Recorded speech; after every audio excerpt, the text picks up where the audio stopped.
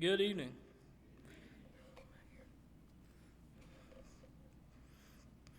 Glad to have everyone back here this evening.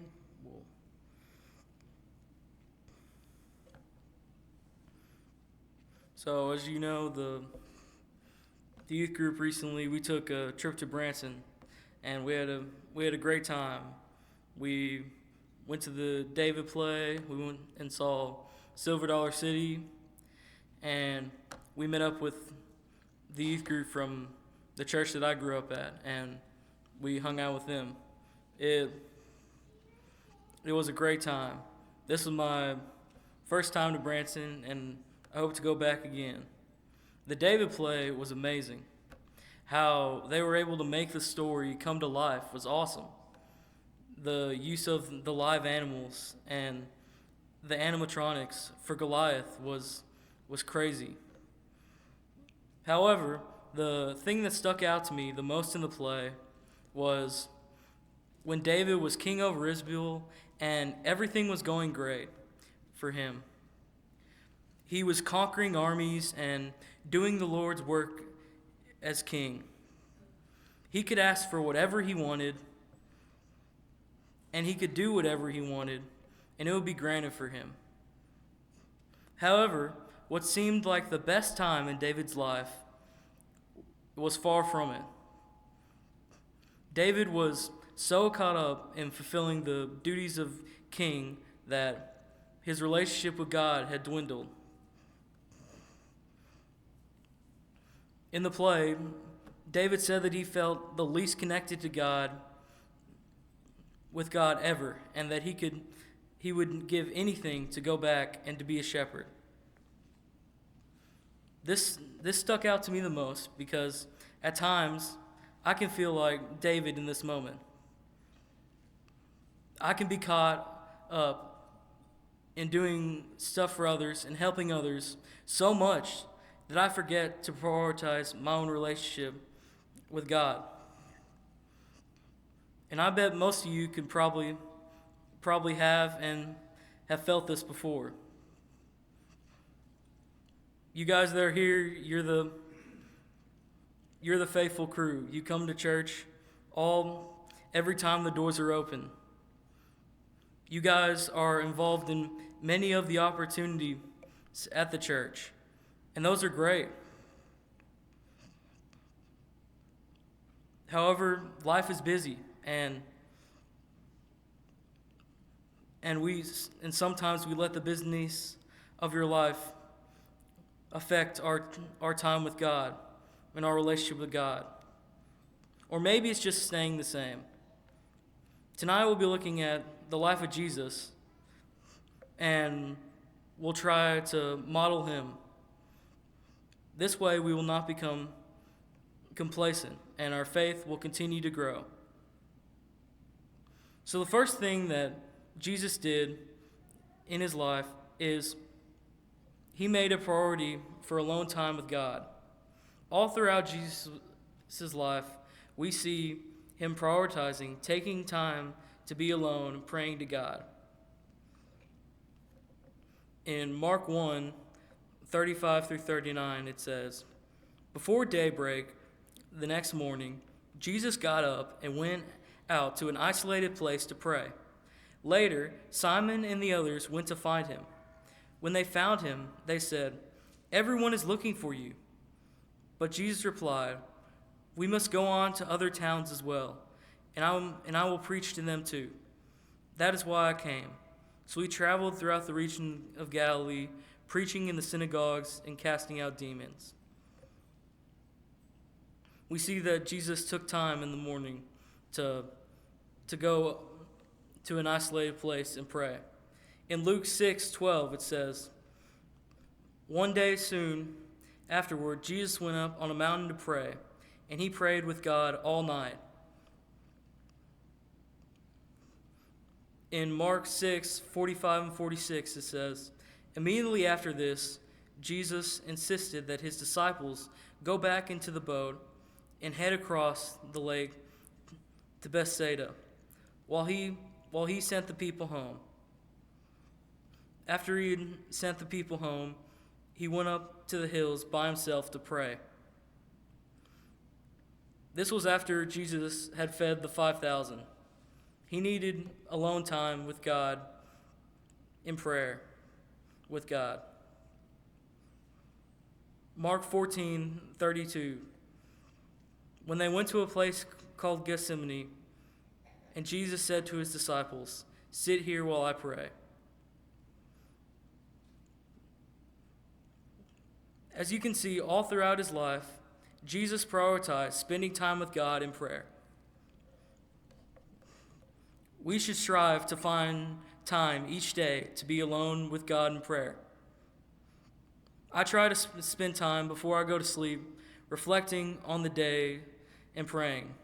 However, I know our lives get busy and we forget sometimes. We see Jesus, he went in the morning, he went in the evening, and even all night to be alone with God in prayer.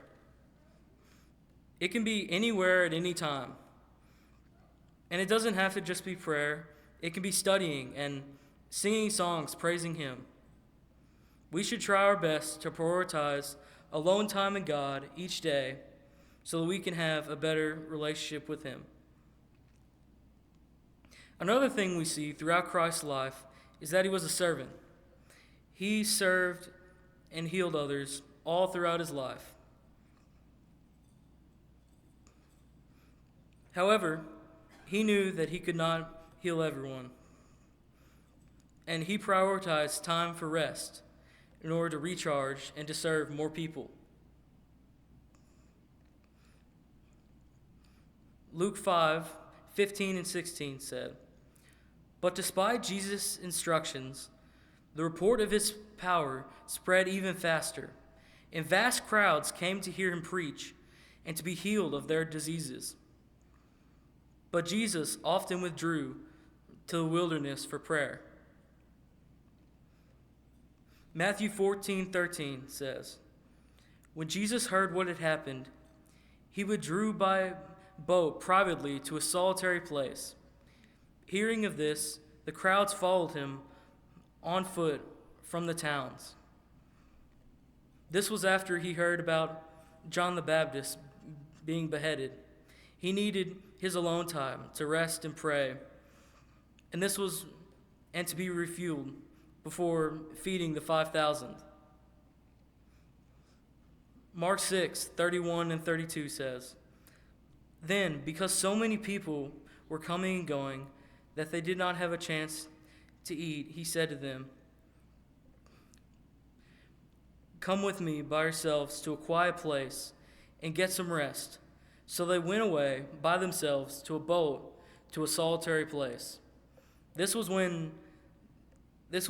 right after Jesus had sent the 12 apostles out, and they came back from the missionary journeys and told him all the work that they had done.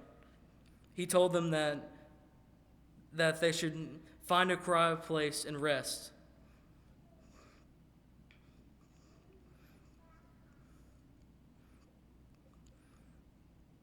We see all throughout Jesus' life that he prioritized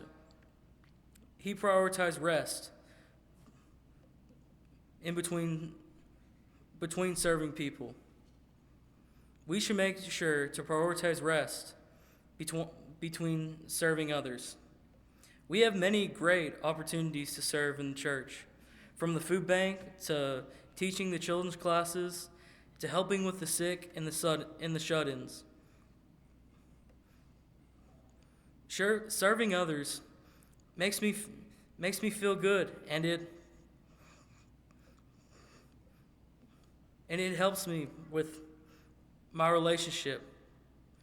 It would be great if we could do it all, but we cannot do everything. We have to say no sometimes and prioritize rest before going out and serving again.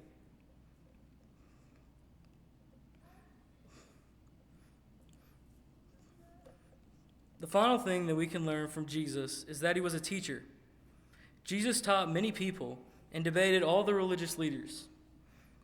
Now, I'm not encouraging you to teach and debate religious scholars like Jesus. If you have that gift, then great. I'm asking you to teach one of your friends about Jesus through your own story. One of the best ways that we can evangelize to others is through our own testimony, which we do not do. With the teens on Wednesday nights, we've been studying about different forms of evangelism, with one of them being sharing your testimony. First, I asked them to write out their own long testimony and to share with the class. Some did while others didn't, and that's okay because those are very personal. Next, I told them to create a 15-second testimony that was easy and that everyone can share it. And it was awesome to see all the different things they had come up with. And I hope to teach you how to do that another time. Tonight, I'm going to share with you my testimony, and I would like to encourage you to think about yours.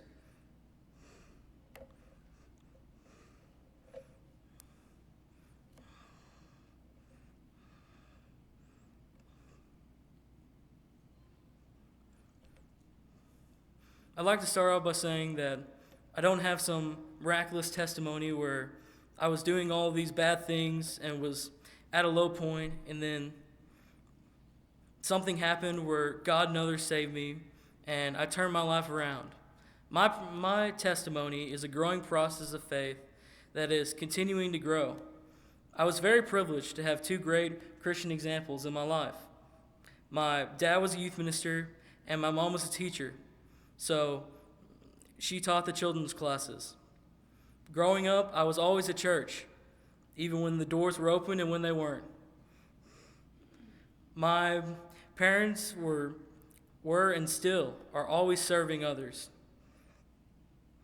So we were always helping people and creating great relationships with them.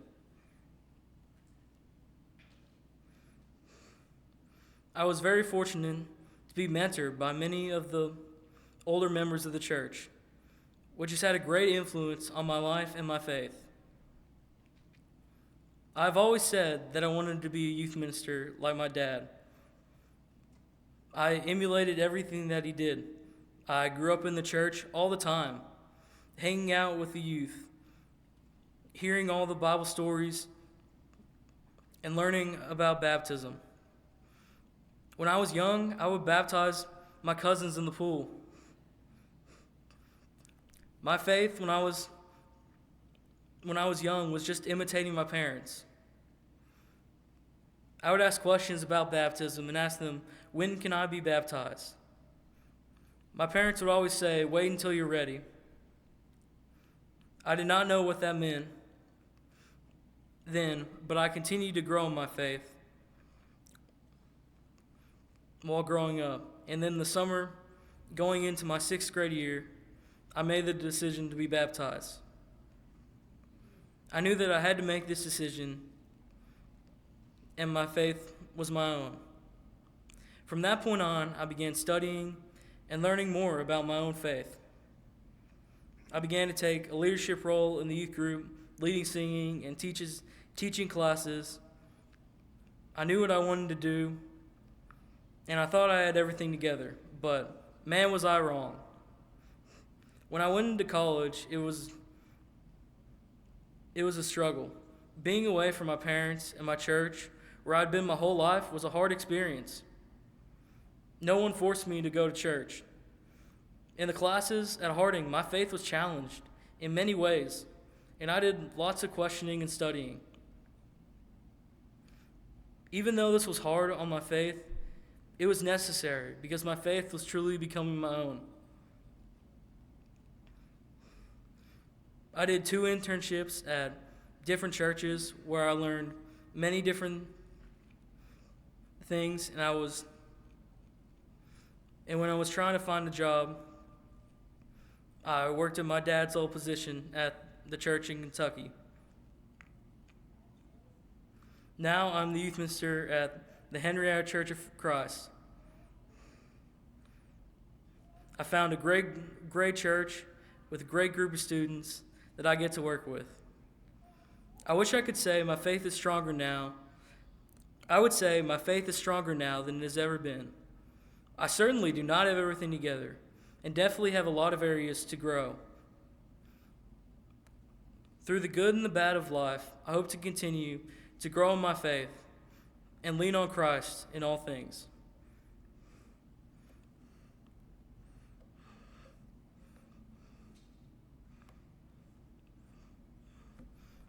So that's my testimony.